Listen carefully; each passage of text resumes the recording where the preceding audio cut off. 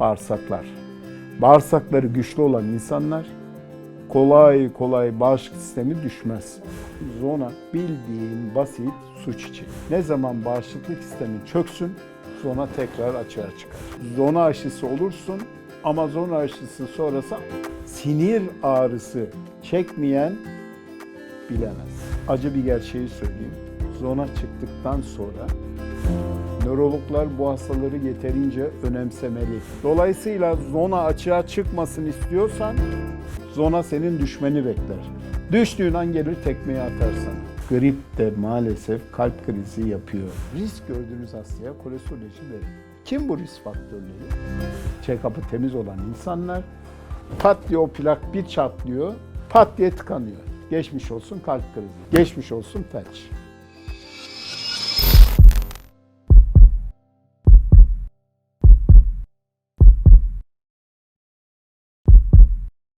Bir gün bir televizyon programında zonadan bahsettim. Evet. Kaynanam da zona oldu. Çok da çekti. Çok da yakar be. Çok enteresan bir şey oldu. Ben o gün yaşadığımız olayı anlattım. Binlerce varyansın. Hocam benim de annem 90 yaşında zona oldu, 70 yaşında zona oldu, 60 yaşında zona oldu, ağrıları gitmiyor, şöyle oldu, böyle oldu. Zona bildiğin basit su çiçeği. Su çiçeği hastalığı geçiren insanlarda su çiçeğin virüsü herpes zoster soteye yatıyor. Kenarda bekliyor. Böyle parmaklarını açmış bekliyor. Ne zaman bağışıklık sistemin düşse, ne zaman bir hastalık, ateşli bir hastalık geçirsen, immünitem baskılandı ya da başka bir sıkıntın oldu. Mesela adet dönemleri kadınlarda immünite düşer, pat diye zona çıkar. Ve zona ilk başta anlaşılmaz. Ya benim buramda kuşak tarzında acayip bir ağrım var.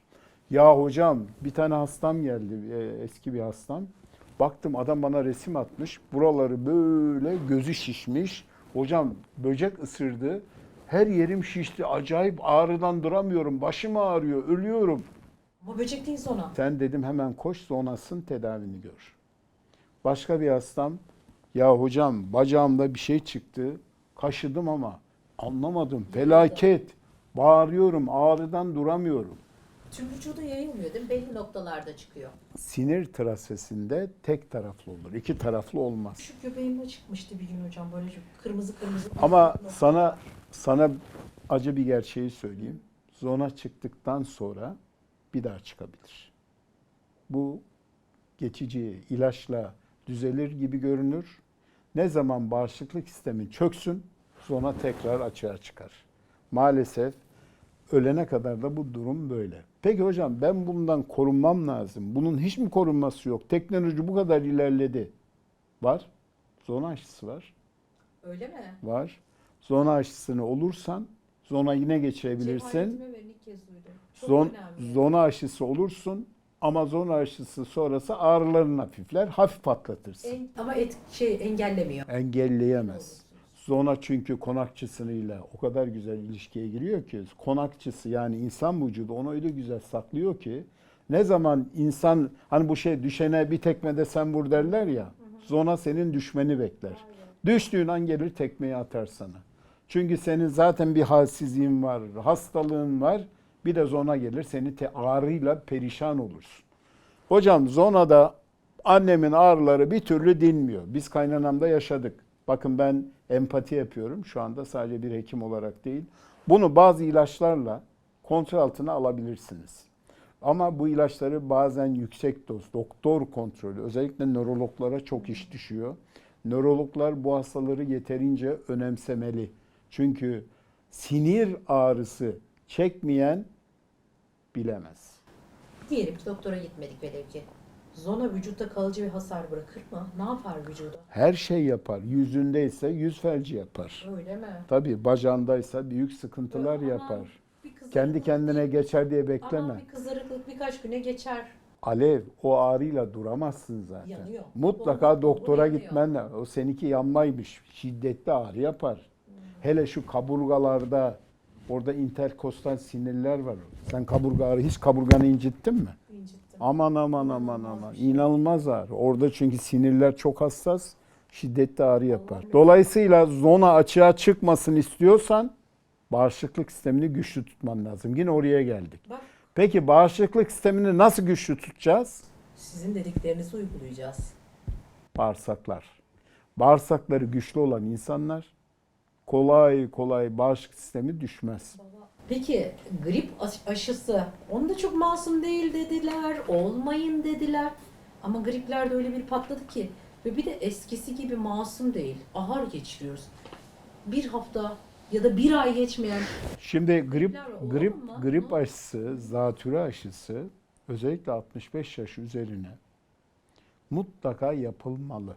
Hele bir de kalp yetmezliği, böbrek yetmezliği, akciğer, koah, işte özellikle gebeler son trimesterde mutlaka bunların olması lazım.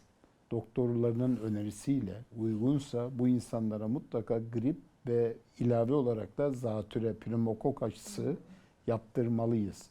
Vücuda hiçbir zararı yok. Sadece alerjik reaksiyonları yoksa. her şey evriliyor. Önceden mesela grip, aman nezleyim derdin ama gezer. Şimdi grip deyince insanlar senden kaçıyor, korkuyor, geçmiyor. Çünkü mesela ben 3 ay bir dinmeyen öksürük duyuyorum. Bunun sebebi üçlü grip yaşıyoruz. Üçlü virüs salgını var. Biri biterken biri başlıyor, biri biterken biri başlıyor ve bunların üçü bir araya geldi mi vücudu acayip yıpratıyorlar. Şimdi biz eskiden kalp krizi sebeplerini sayarken sigara, alkol, kötü yaşantı, hareketsiz yaşantı, kötü beslenme, işte hep bunları saydık. Sayıyorduk. İşte uyuşturucular dedik. Grip de bunlardan bir tanesi. Grip de maalesef kalp krizi yapıyor. Hocam diyelim ki ben çok titiz biriyim. Sağlığıma önem veriyorum, bilinçliyim. Check-up'ımı da yaptırıyorum.